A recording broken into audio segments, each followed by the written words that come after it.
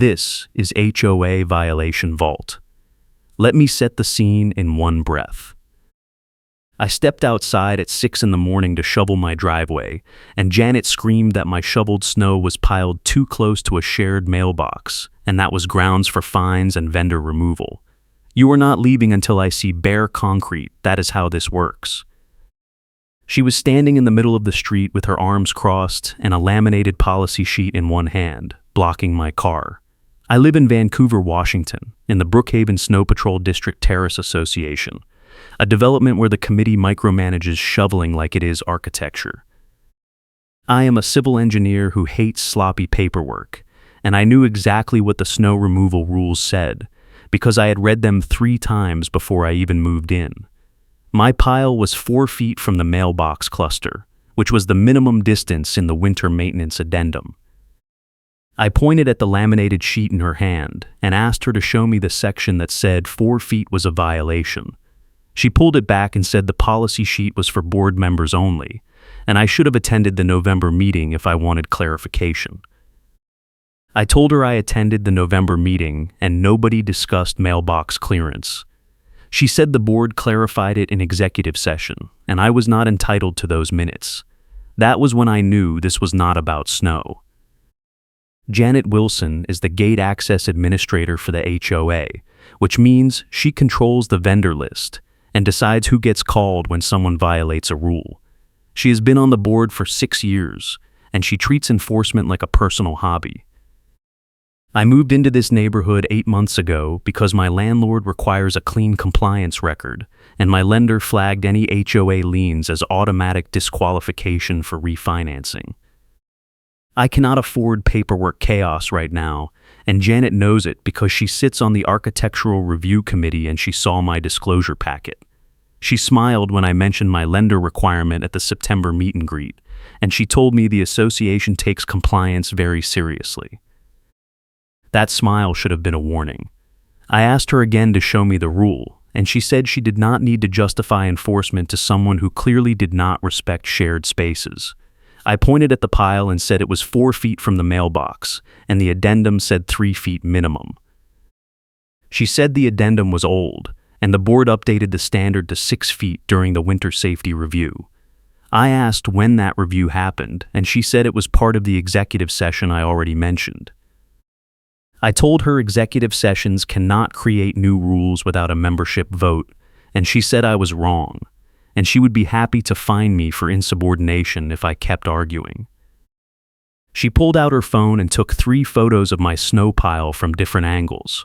She said she was documenting the violation for the compliance file, and I should expect a notice within 24 hours. I asked her what the fine was, and she said the first offense was $200 plus a $50 administrative fee and a mandatory vendor correction at my expense. I asked what vendor correction meant, and she said the HOA would hire a contractor to move my snow pile to an approved location and bill me for the labor. I told her that was insane, and she said it was policy, and if I refused to pay the vendor I would go into collections and the association would file a lien. I asked her who approved the vendor list, and she said the board did, and she was the board liaison, so she handled the scheduling. That was the moment I realized she was setting me up. I work as a civil engineer and I spend half my day reviewing contracts and compliance documents, so I know when someone is padding a process to create billable events. I told her I wanted to see the vendor contract and the board resolution authorizing the 6-foot rule before I paid anything. She said I could request documents through the management company and it would take 10 business days, and I would still owe the fine plus late fees if I did not pay within 7 days. I asked her how I was supposed to pay a fine before I could verify the rule existed, and she said that was my problem, and I should have read the updates before I shoveled. She turned and walked back toward her house and shouted over her shoulder that I had until tomorrow morning to move the pile, or the vendor would do it for me. I went inside and sent an email to the management company asking for a copy of the winter safety review resolution and the vendor contract Janet mentioned. I copied the board president and the treasurer on the email because I wanted a record that I asked before the fine hit. Then I called my neighbor Marcus, a real estate agent who warned me what liens and disclosures would do, and told him what just happened. He said Janet pulled the same move on another homeowner last winter over a salt stain on the sidewalk, and the guy ended up paying $800 in fines and vendor fees before he sold his house and moved. Marcus said the vendor was Janet's brother-in-law, and the management company never audited the invoices because Janet processed them herself. He told me to document everything and not to move the pile until I had proof the 6-foot rule was real. I asked him if he would be willing to give a statement, and he said yes, but I needed to be careful because Janet has a reputation for retaliating against people who challenge her. He said she once reported a neighbor for a wheelchair ramp code violation, and the guy had to hire an attorney to prove the ramp was ADA compliant. I thanked him and told him I would keep him updated. Then I went back outside and measured the distance from my pile to the mailbox with a tape measure and took photos with a timestamp. 4 feet and 2 inches. I also took photos of the laminated quiet hours notice Janet posts during snowblower season, which was zip-tied to the mailbox cluster post and said no power equipment before 8 in the morning. I wanted to show that Janet was obsessed with mailbox enforcement, and this was part of a pattern.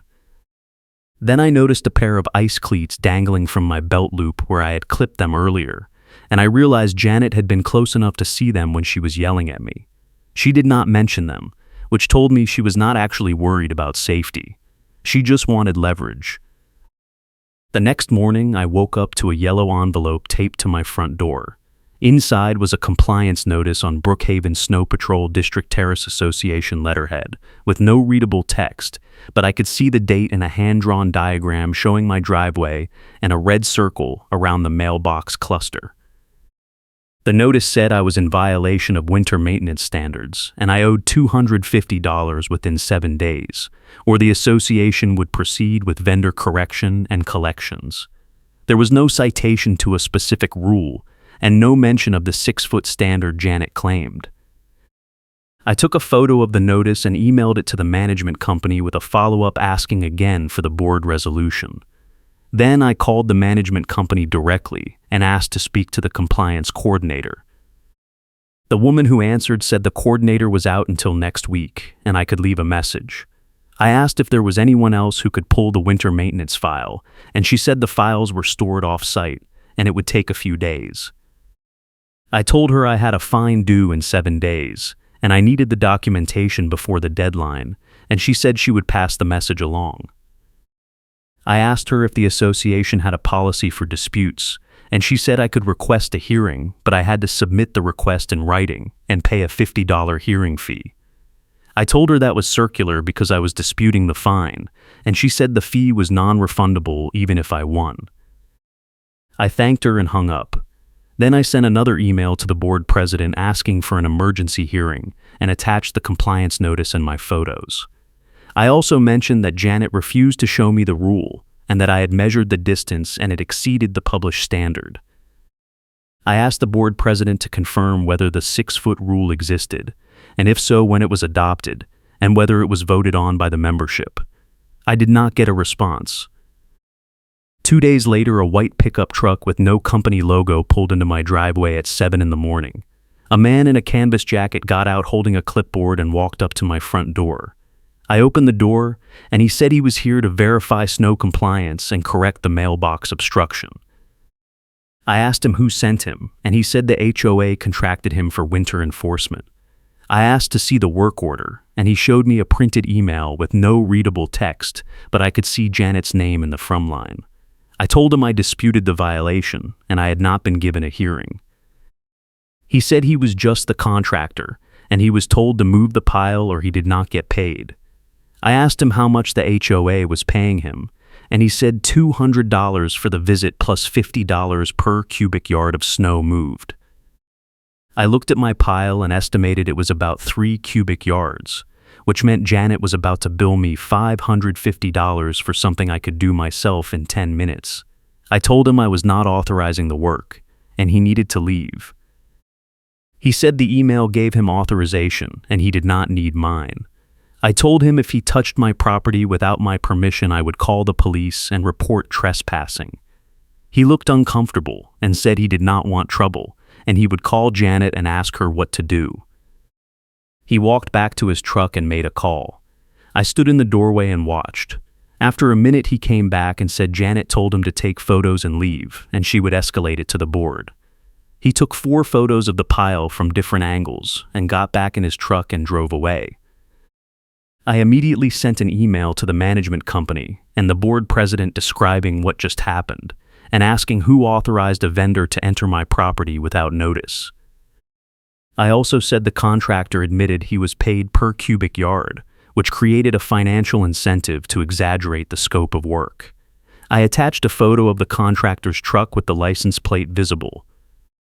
Then I called Marcus and told him what happened, and he said that was the same contractor from last year, and he was definitely Janet's brother-in-law. He said the guy lived 2 streets over, and his truck was parked at Janet's house half the time. I asked Marcus if he would be willing to meet me at the mailbox cluster before the next storm wave, because I wanted a witness to measure the distance again and document the actual rule posted on the mailbox. He said yes, and we agreed to meet at 4 that afternoon. At 4, I met Marcus at the mailbox cluster, and we measured the distance from my pile to the nearest mailbox. 4 feet 3 inches. Marcus took photos and I took a video with narration explaining what we were measuring and why. Then we looked at the laminated quiet hours notice Janet had posted. It was dated 2 years ago and signed by the board president at the time, and it said no power equipment before 8 in the morning or after 8 at night. There was no mention of snow pile distances or mailbox clearances. Marcus said the notice was still there because Janet kept reposting it every time someone complained about snowblowers, and it gave her an excuse to walk the neighborhood and take notes on violations. He said she used to measure people's grass height with a ruler during the summer, and she reported a guy for parking his truck in his own driveway because the bed extended 6 inches past the garage door. I asked him if the board ever pushed back, and he said the board president was afraid of her because she had a folder full of dirt on everyone, and she threatened to leak it if anyone tried to remove her from the gate access role. He said the last board president quit after Janet accused him of embezzling HOA funds and demanded an audit. The audit cleared him, but he resigned anyway because he did not want the stress.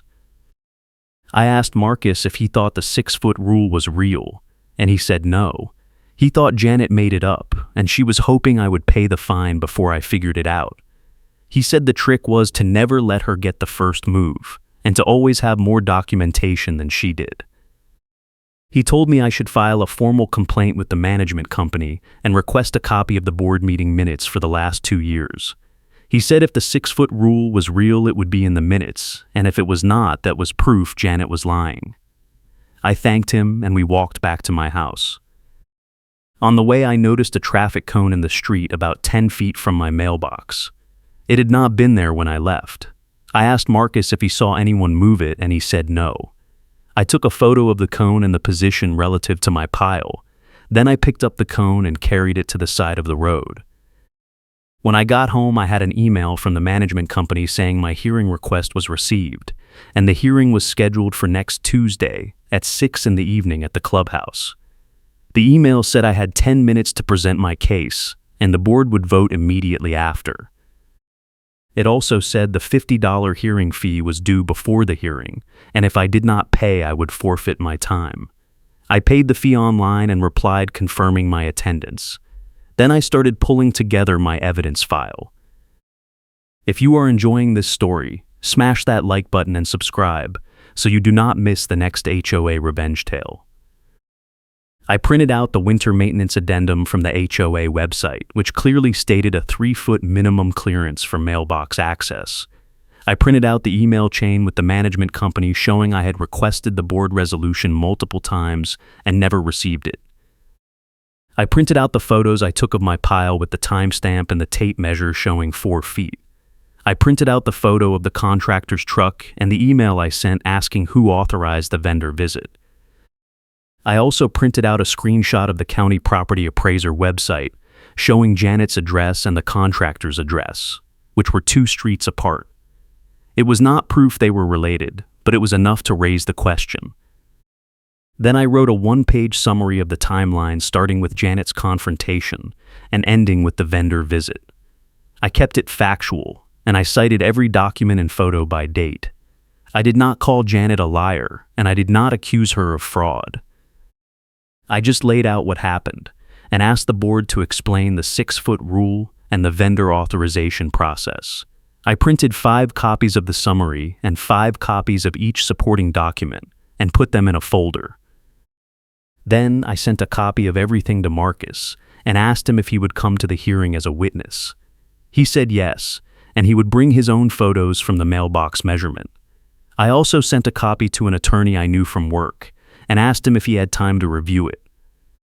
He called me an hour later and said the case was solid, and if the board did not have a resolution authorizing the 6-foot rule, they were in breach of their own governing documents.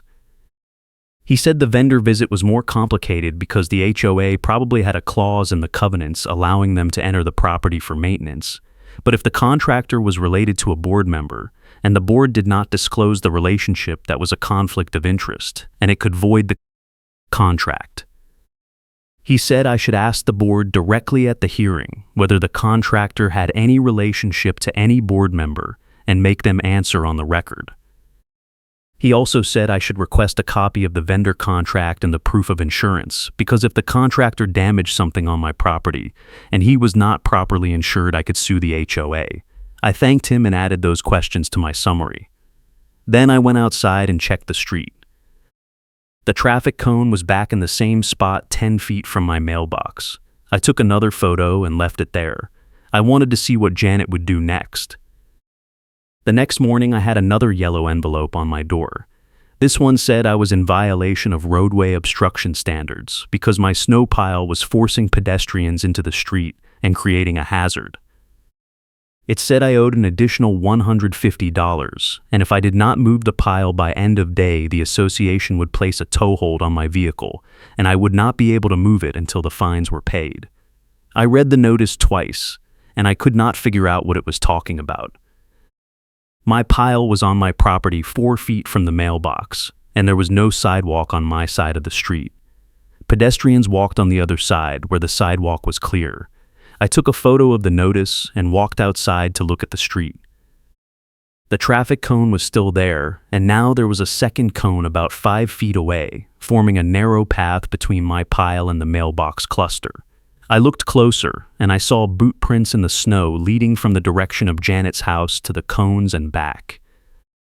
The prints were small and shallow, definitely not mine.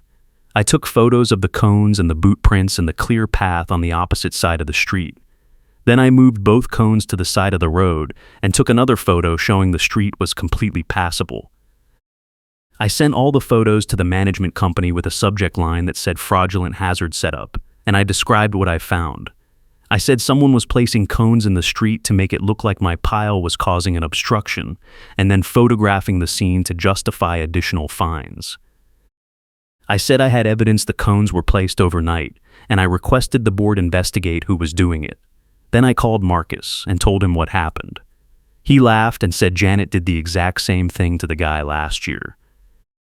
She dragged a cone into the road and took a photo and claimed his snow pile was blocking emergency access. The guy moved his pile and paid the fine, and 2 days later, the cone was gone. Marcus said Janet kept a stack of cones in her garage, and she used them whenever she needed to manufacture a violation.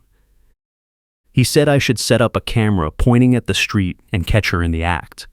I did not have a camera, but I had a phone, and I set it up on the windowsill inside my living room with a view of the mailbox cluster, and I started a time-lapse recording.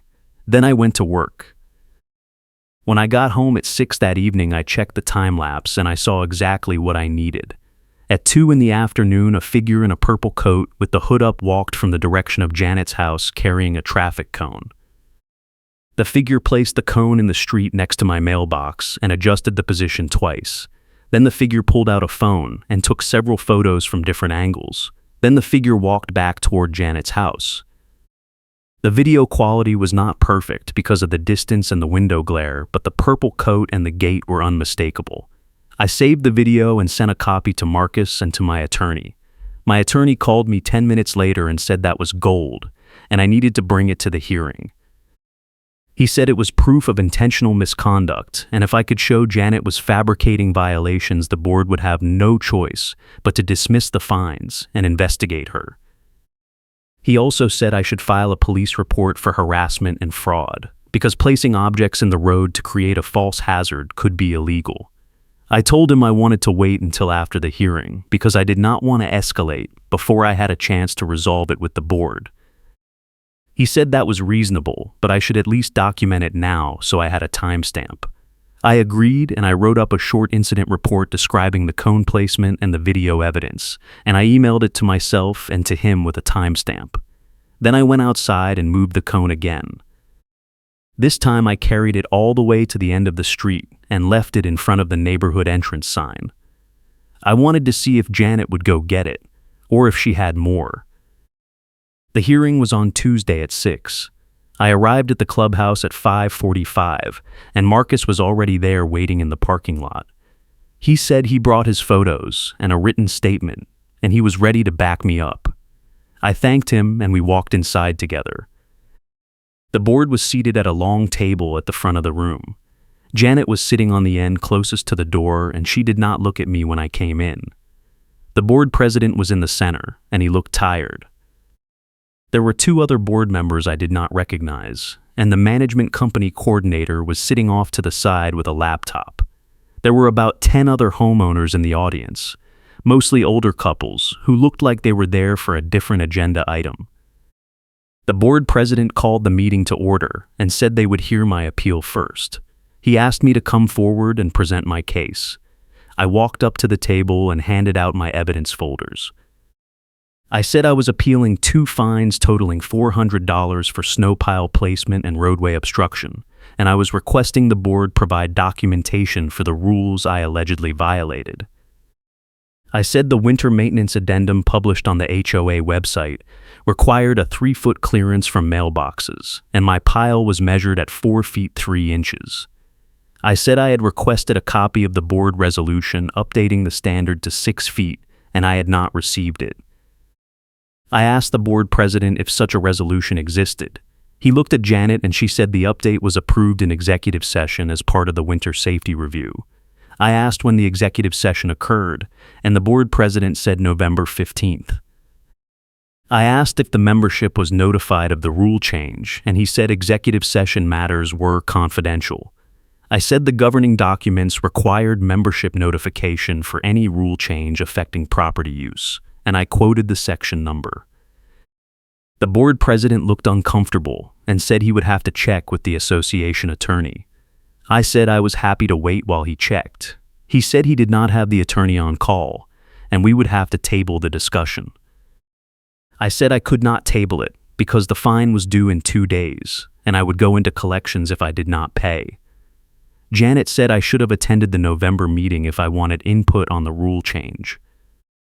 I said I did attend the November meeting, and there was no discussion of mailbox clearances in the open session.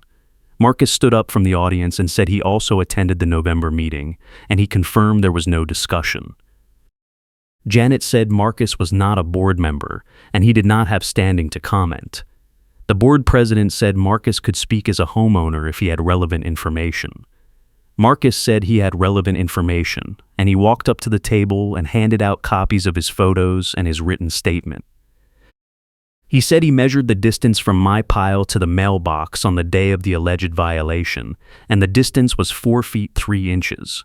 He also said he reviewed the laminated notice posted on the mailbox cluster, and there was no mention of a 6-foot clearance.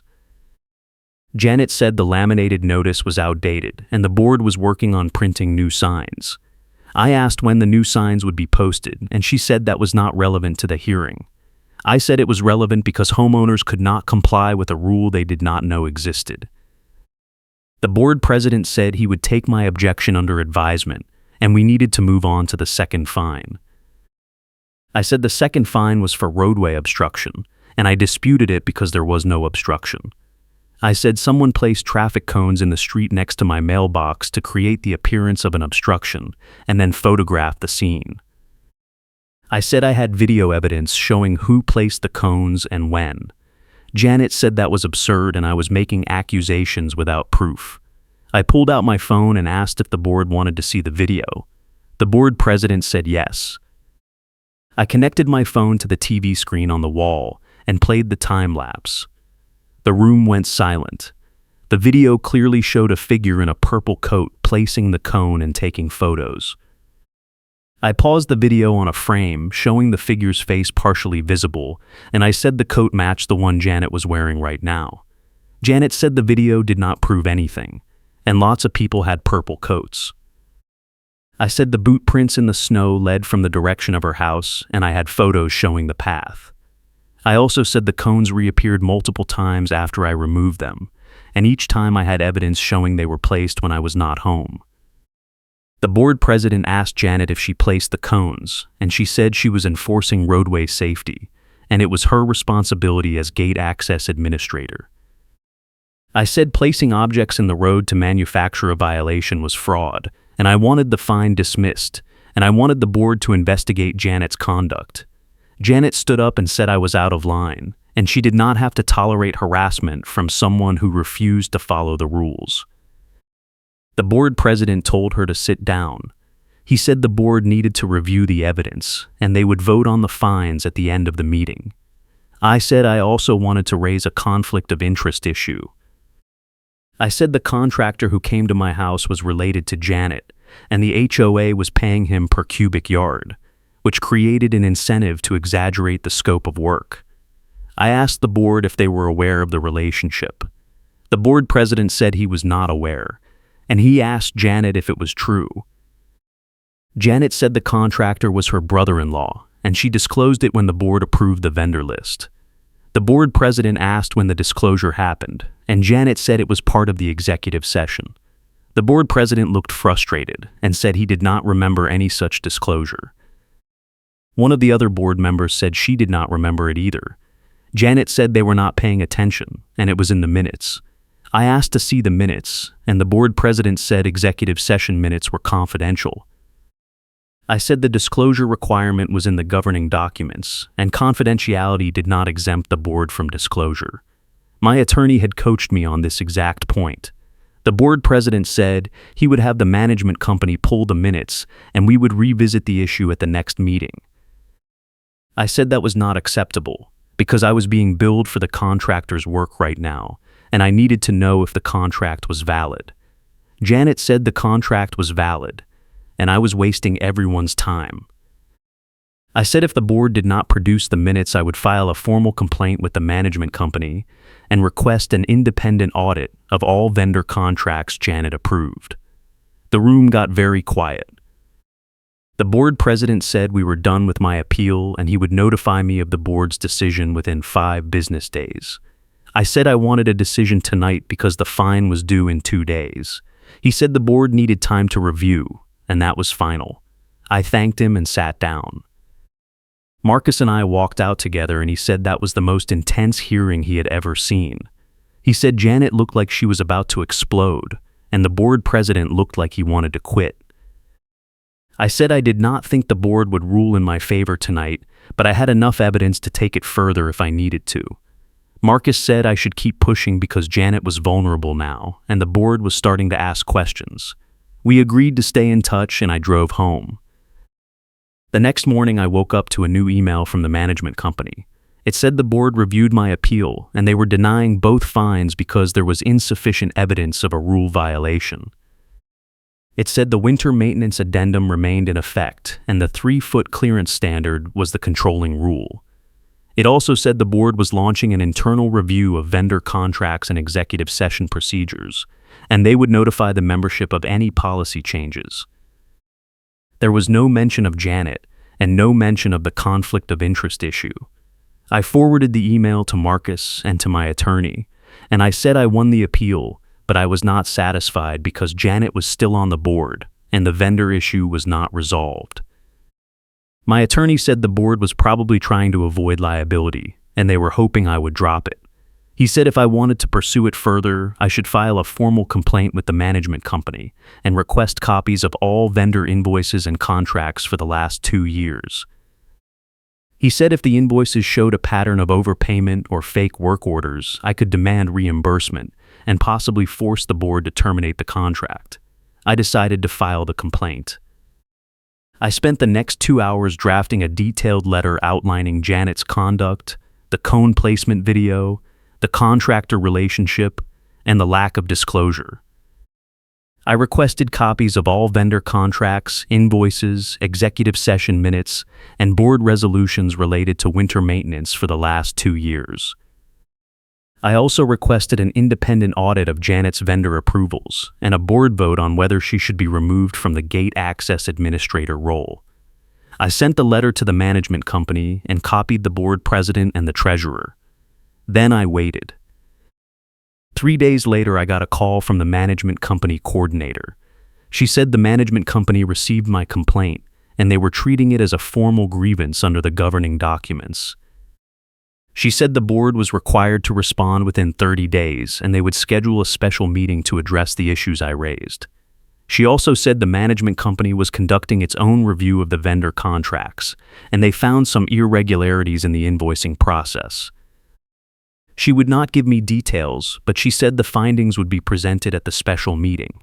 I asked her if Janet was still processing vendor invoices, and she said the board temporarily reassigned that responsibility to the treasurer pending the outcome of the review.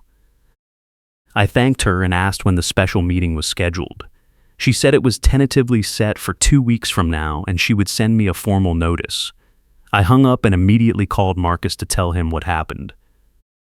He said it sounded like the management company was taking it seriously, and Janet was probably panicking. He said I should expect retaliation, and I should document everything in case she tried to hit me with new fines or complaints. I said I was already documenting everything, and I had cameras set up around my property now. He laughed and said I was turning into an HOA warrior. I said I did not want to be an HOA warrior, I just wanted to be left alone. But Janet made it personal, and now I had no choice. He said he would come to the special meeting and bring other neighbors who had issues with Janet. He said there were at least 3 other homeowners who paid bogus fines in the last year, and they would be willing to speak if they knew the board was finally listening. I told him to spread the word and I would see him at the meeting. 2 weeks later, I arrived at the clubhouse for the special meeting, and the parking lot was packed. There were at least 30 homeowners inside, and the energy in the room was tense. Marcus was there with 2 other neighbors I recognized from the street. Janet was sitting in her usual spot at the board table, and she looked calm, but her jaw was tight. The board president opened the meeting and said they were here to discuss the vendor contract review and my formal complaint. He said the management company completed its audit and they found multiple issues with the invoicing process, including overbilling, undocumented work orders, and failure to disclose a conflict of interest. He said the board voted to terminate the vendor contract with Janet's brother-in-law effective immediately, and they were requiring all future vendor contracts to include a formal disclosure statement signed by the board member responsible for the vendor relationship. He also said the board was implementing new procedures for executive sessions to ensure compliance with the governing documents. He said any rule changes discussed in executive session would be summarized in the open session minutes and posted on the HOA website within 7 days. Then he turned to Janet and said the board reviewed the video evidence I provided, and they determined that her conduct violated the board member code of conduct.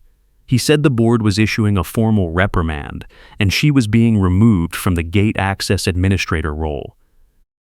Janet stood up and said the board did not have the authority to remove her from an elected position.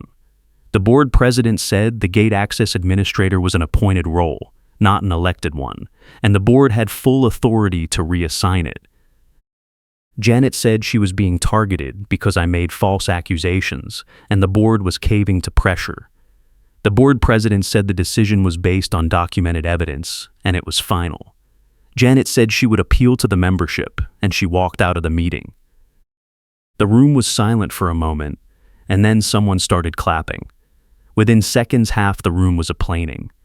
The board president looked relieved and exhausted. He said the board would be sending a memo to all homeowners summarizing the policy changes, and he encouraged anyone with concerns about past fines to contact the management company for a review. Then he opened the floor for public comment. Marcus stood up and said he wanted to thank me for having the courage to challenge Janet because she had been abusing her authority for years and nobody wanted to speak up. He said he knew at least 3 other homeowners who paid fines they should not have paid, and he hoped the board would investigate those cases and issue refunds. The board president said the management company was already reviewing prior invoices, and they would reach out to affected homeowners. Then one of the other neighbors stood up and said Janet tried to fine her last year for a salt stain on the sidewalk, and she paid $200 because she did not know she could appeal. She asked if she could get a refund, and the board president said yes, she should contact the management company and they would process it. Another neighbor stood up and said Janet reported him for parking his truck in his driveway, and he had to move it to the street even though the governing documents allowed driveway parking. He asked if the board would clarify the parking rules, and the board president said they would review the rules and issue a clarification within 30 days. The public comment went on for another 20 minutes, and almost every comment was about Janet. By the end of the meeting, it was clear she had alienated half the neighborhood, and the board had no choice but to act. The board president closed the meeting and said the board would send out a follow-up email within the week. I stayed behind to talk to Marcus and the other neighbors, and they all thanked me for pushing the issue. One of them said Janet was already posting on the neighborhood Facebook group claiming she was being persecuted, and the board was corrupt. I said I was not surprised, and I told them to save screenshots in case she tried to retaliate. Marcus said he would keep an eye on the group and let me know if anything escalated. We all exchanged contact information and agreed to stay in touch. The next morning, I got an email from the management company with the subject line "Vendor Invoice Refund." It said the management company reviewed the invoices related to my case and determined I was overcharged for the compliance notice and the vendor visit. They were issuing a full refund of $250 plus the $50 hearing fee. The email also said the board voted to waive all outstanding fines related to the winter maintenance dispute, and they apologized for the inconvenience. I forwarded the email to my attorney, and he said that was a clean resolution, and I should consider it a win. He also said if Janet tried anything else, I should document it and file another complaint immediately, because the board was on notice now and they could not ignore it. I thanked him and paid his invoice for the consultation work. Then I sent a thank you email to Marcus and told him the board issued a refund and waived the fines. He replied within minutes and said he heard from 2 other neighbors who also got refunds, and the total amount refunded was over $1,500. He said the management company was still reviewing more cases, and the number could go higher. I said that was great news, and I hoped it would discourage the board from letting anyone else abuse the vendor process. Marcus said the board was already talking about hiring a new management company because the current one did not catch the issues earlier. I said that sounded like a good idea, and I would support it if it came to a vote. A week later, the board sent out a memo to all homeowners summarizing the changes. The memo said the board was implementing new vendor oversight procedures including quarterly audits, mandatory conflict of interest disclosures, and a requirement that all work orders be approved by 2 board members before a vendor could be dispatched. The memo also said the board was updating the winter maintenance rules to clarify the mailbox clearance standard, and the updated rules would be posted on the HOA website and mailed to all homeowners. The memo specifically stated that the 3-foot clearance standard remained in effect, and any future changes would require a membership vote. The memo did not mention Janet by name, but it was clear the changes were a direct response to her conduct. I printed a copy of the memo and added it to my evidence file. Then I went outside to check my mailbox, and I saw the laminated quiet hours notice was gone. In its place was a new printed notice with updated contact information for the management company, and a note that said all compliance questions should be directed to the management company, not to individual board members. I took a photo of the new notice and sent it to Marcus with a caption that said progress. He replied with a thumbs up emoji. 2 weeks after the special meeting, I was shoveling my driveway after another snowstorm, and I saw Janet walking down the street toward the mailbox cluster. She was carrying a plastic bag, and she looked like she was on a mission.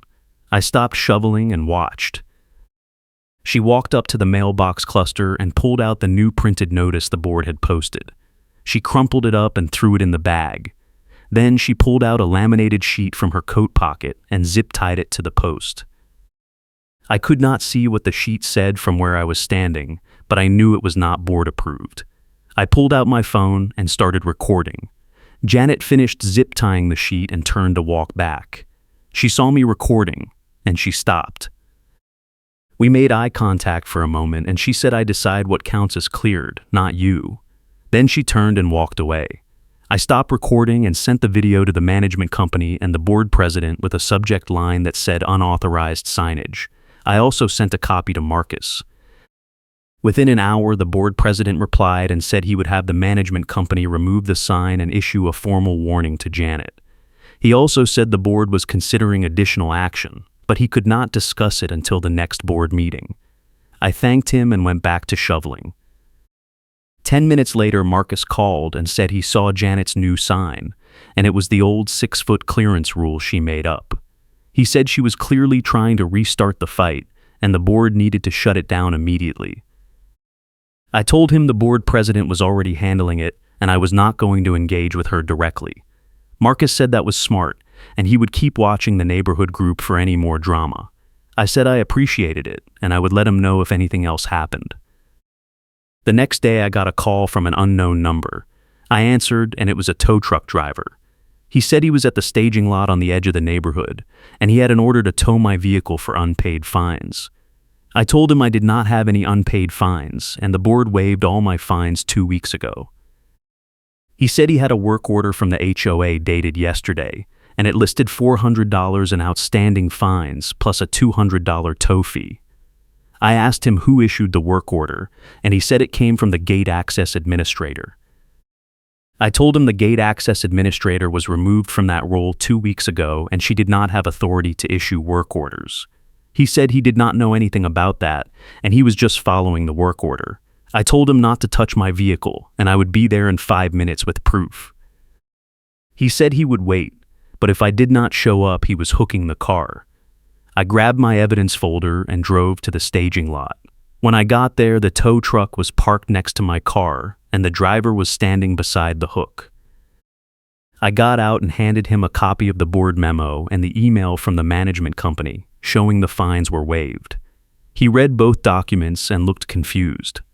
He said the work order he got was signed by Janet Wilson, and it had the HOA letterhead. I told him Janet Wilson was removed from her role, and she did not have authority to issue work orders anymore. I also told him if he towed my car without valid authorization, I would file a police report for theft, and I would sue him and the HOA.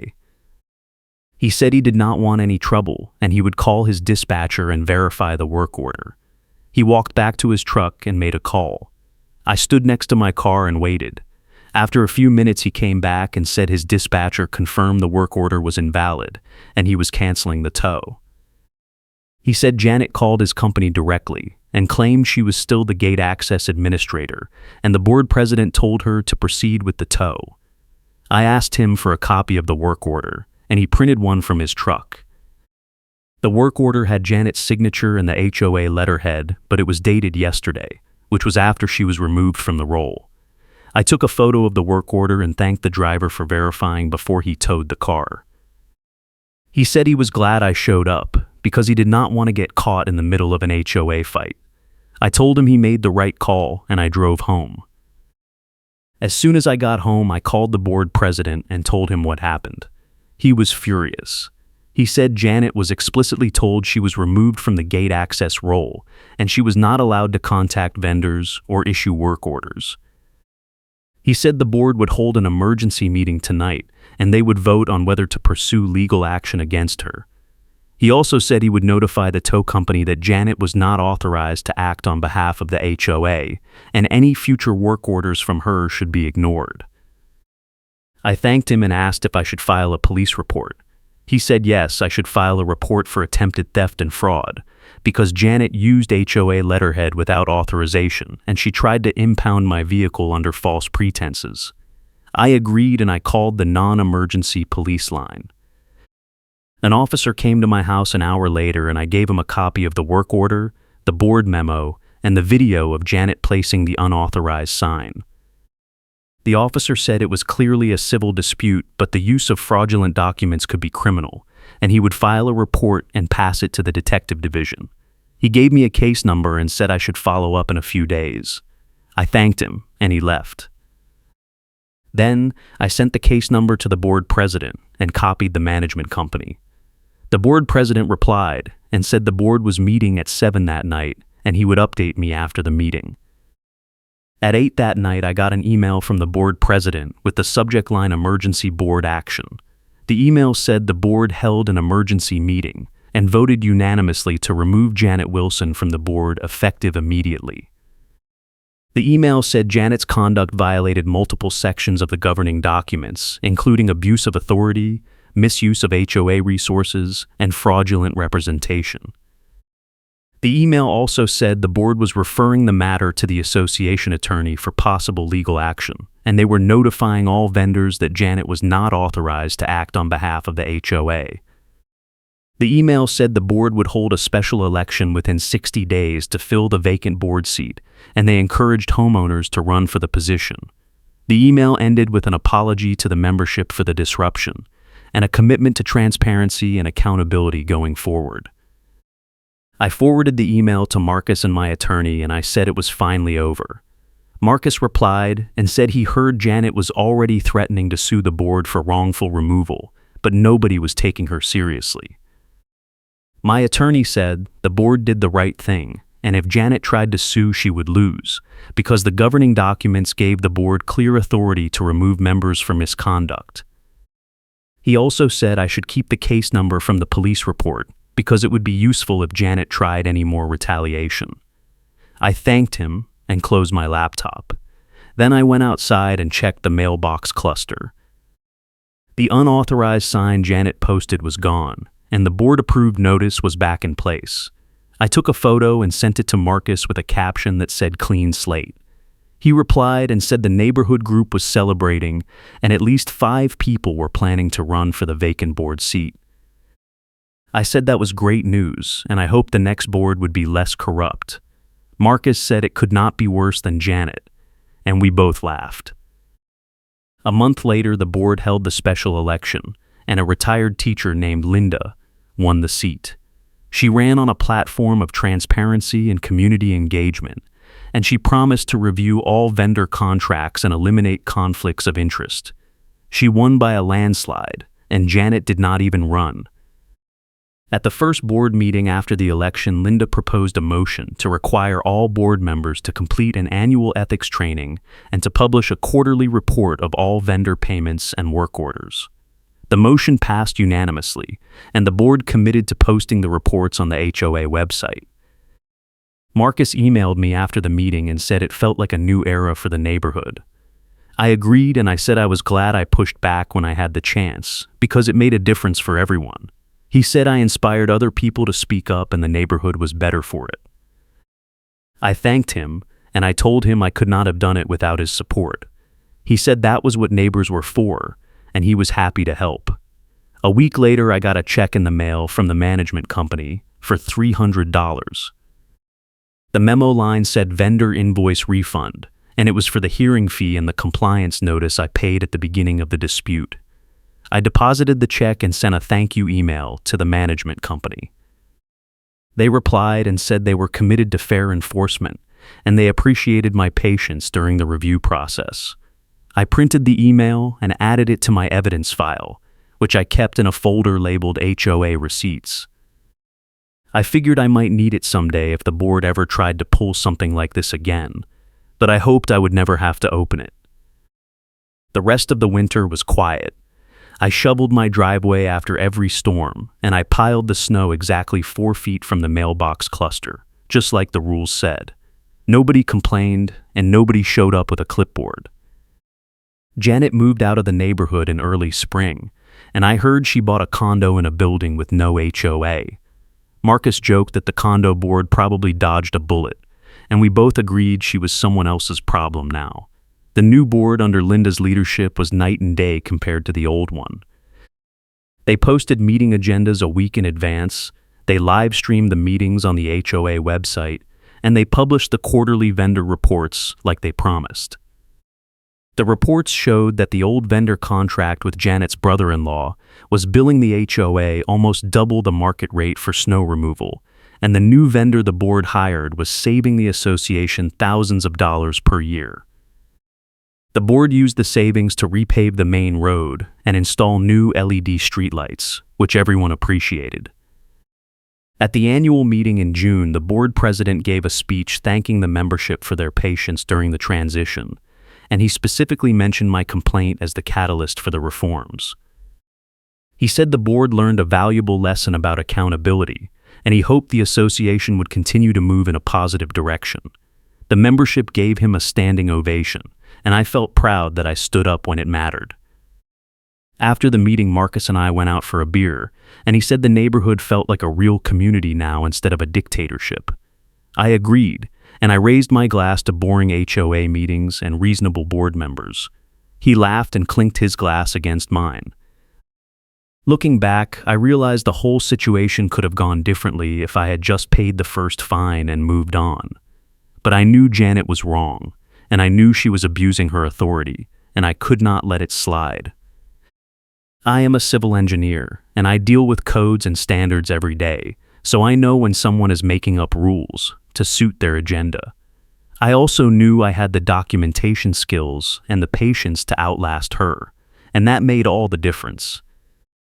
The key was keeping receipts on everything: times, deadlines, notices, and paperwork.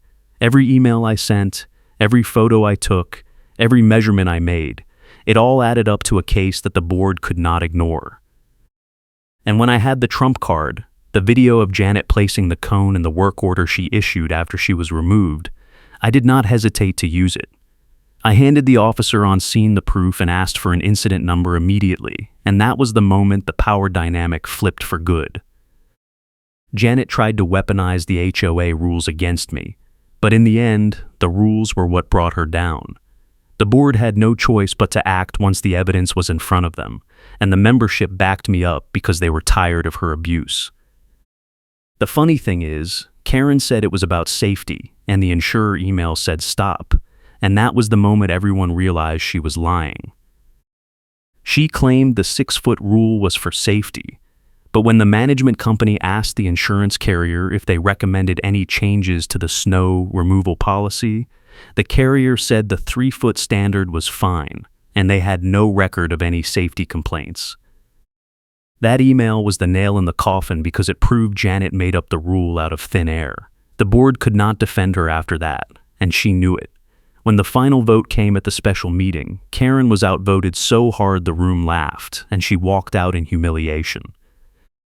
The board issued a memo clarifying the rule Karen weaponized, and the new policy included language that explicitly prohibited board members from unilaterally changing enforcement standards without a membership vote.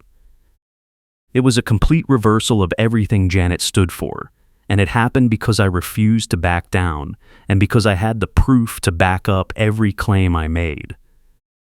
The whole experience taught me that HOAs can be a force for good if the right people are in charge, but they can also be a nightmare if someone like Janet gets power and nobody checks them.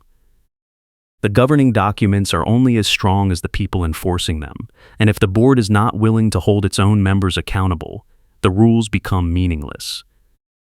I was lucky that the board president was reasonable and that the management company took my complaint seriously, but I know plenty of people who were not that lucky and who ended up paying bogus fines or moving out because they could not fight back.